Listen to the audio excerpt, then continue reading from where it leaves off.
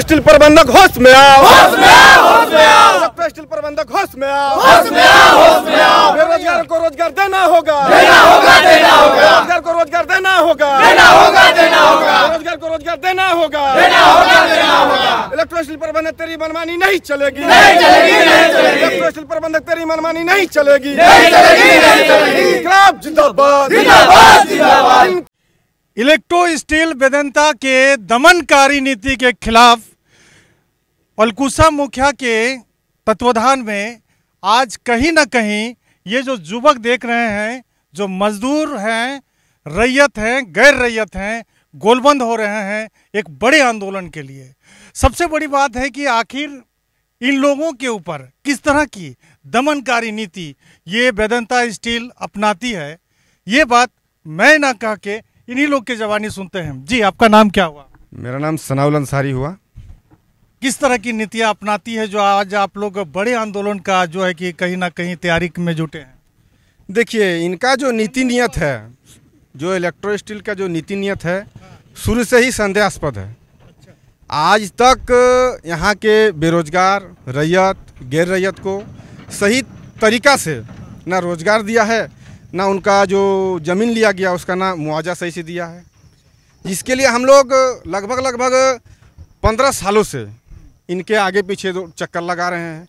कितने लोगों को हम लोगों ने आवेदन दिया, उपायुक्त को भी आवेदन दिया, लगभग सभी लोगों को आवेदन दिया, लेकिन कोई सुनवाई नहीं हुआ।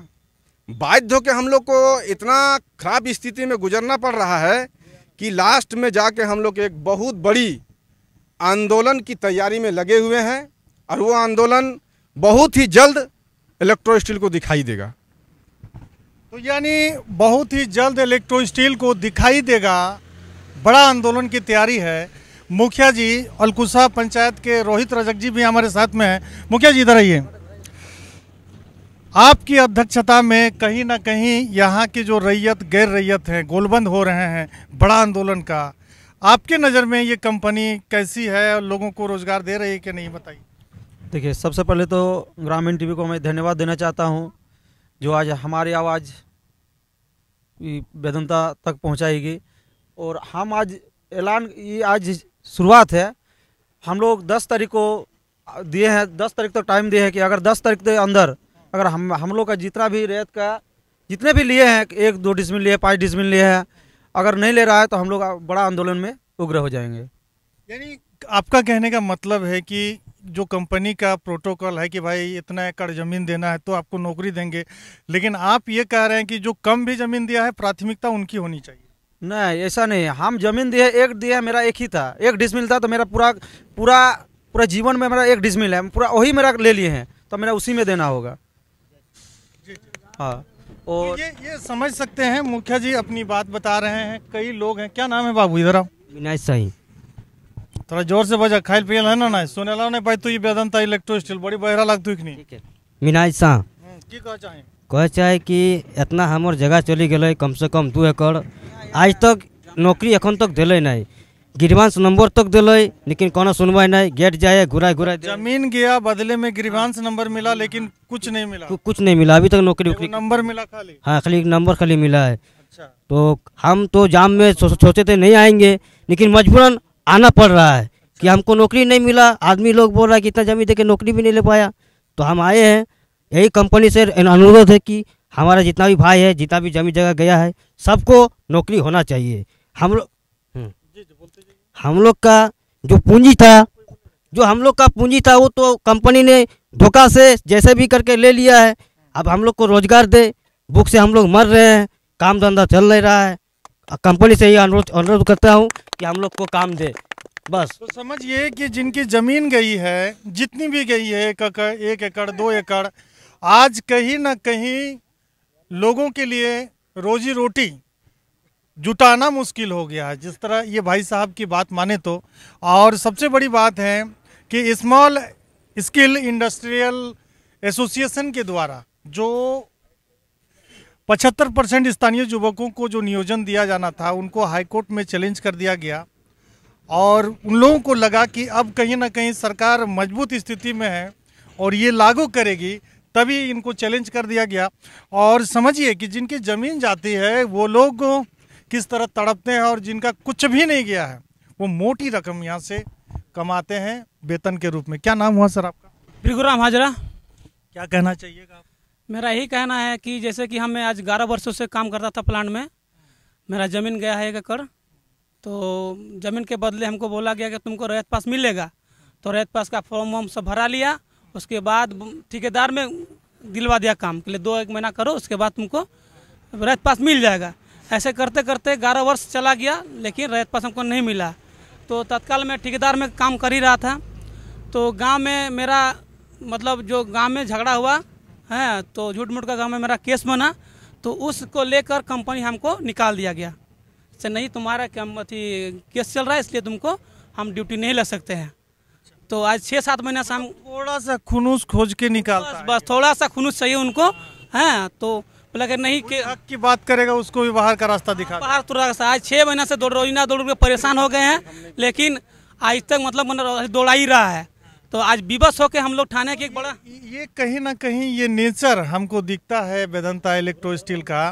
तो आगे आप लोग क्या बृहद आंदोलन की तैयारी कर रहे हैं? एकदम करेंगे। इससे बता दें कंपनी के लोगों को। हाँ, एकदम करेंगे। इससे पहले भी हम लीगल नोटिस कंपनी को भिजवाएं कि आरोप लगने पर कोई दोषी नहीं होता है। जब तो वो दोषी सिद्ध ना हो तो उसको आप नहीं कम से कुछ निकाल सकते हैं। तब पर भी कंपनी आजकल करते करते 6 महीना, आज मेरा बाल बुत्र लोग भूख में रोड में आने के लिए कगार में है।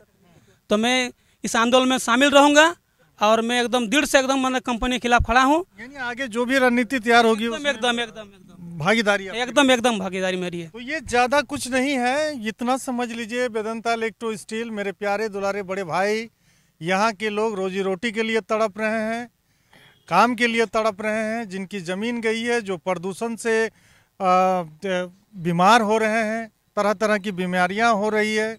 ऐसे लोग आज कहीं ना कहीं बड़े आंदोलन की तैयारी कर रहे हैं। तो ये सीधी चेतावनी है कि जितना जल्द हो इन लोगों से संपर्क करें, इन लोगों की समस्या को सुने, निदान करें, अन्यथा बड़े आंदोलन के लिए भुगतने के लिए तैयार रहिएगा। जी, क्या 5 सूत्री क्या मांग है आप लोगों की? हम लोगों का 7 सूत्री मांग रखे हैं, जिसमें है कि सबसे पहला प्राथमिकता जो रैयत है उनको नियोजन दे, और जो गैर रैयत है उनको रोजगार दे। ठीक है, क्योंकि यहाँ पर वायु प्रदूषण, सड़क हादसा, भाई भूमि प्रदूषण, सारा प्रदूषण गैर रैयत भी सहते हैं और रैयत भी सहते हैं। जिसके आधार से हम यही बोलना चाहते हैं कि गैर रैयतों को पूर्ण रूप से यहाँ सुविधा मिलना चाहिए, रोजगार। हाँ, रोजगार मिलना चाहिए। दूसरा ये है कि आए दिन यहाँ सड़क दुर्घटना होता है, आए दिन, और दुर्घटना इसलिए होता है कि प्लांट का जो गाड़ी है ओवर स्पीड चलता है। तो हम सरकार से तो डिमांड करते ही हैं, लेकिन प्लांट प्रबंधक से भी यही बात बोलना चाहते हैं कि आप भी अपने जो गाड़ियां हैं, वाहन हैं, उनको भी एक स्पीड का जो रेशियो है 30 का या 20 का बांधिए, जिसमें कि हम लोग का जो दुर्घटना का रेशियो है वो कम हो सके। ठीक है, आज अपने आमने सामने देख सकते हैं, यदि हम लोग का पेड़ पौधा बीमार है, यानी समझ लीजिए कि हम लोग मनुष्य भी बीमार है, लगभग सारे पेड़ पौधा काली हो चुकी है। ठीक है ना। और यहाँ और डिमांड है कि यहाँ अलकुशा मोड़ में 24 घंटा एक एम्बुलेंस की व्यवस्था होनी चाहिए, क्योंकि आए दिन दुर्घटना होता है। दुर्घटना के वक्त यदि प्लांट का कुछ गाड़ी भी रहता है, हम लोग रिक्वेस्ट करते हैं, पैर पकड़ते हैं कि चलिए इनको हॉस्पिटल तक ले जाएंगे, डायरेक्ट मना कर देते हैं वो, बोले नहीं हम नहीं जाएंगे। इसमें बहुत सारी परेशानियों का सामना करना पड़ता है, इतने ही बोलते हैं। तो ये समझ सकते हैं 7 सूत्री मांग जिन्होंने बताई है। आप लोग क्या समझ रहे हैं? ज़्यादा से ज़्यादा लोगों तक शेयर कीजिए, वीडियो को लाइक कमेंट रखिएगा। आपके लाइक कमेंट से हम मजबूत होते हैं, और शेयर करना नहीं भूलिएगा। लेते हैं आप लोगों से विदा। जोहार, जय झारखंड।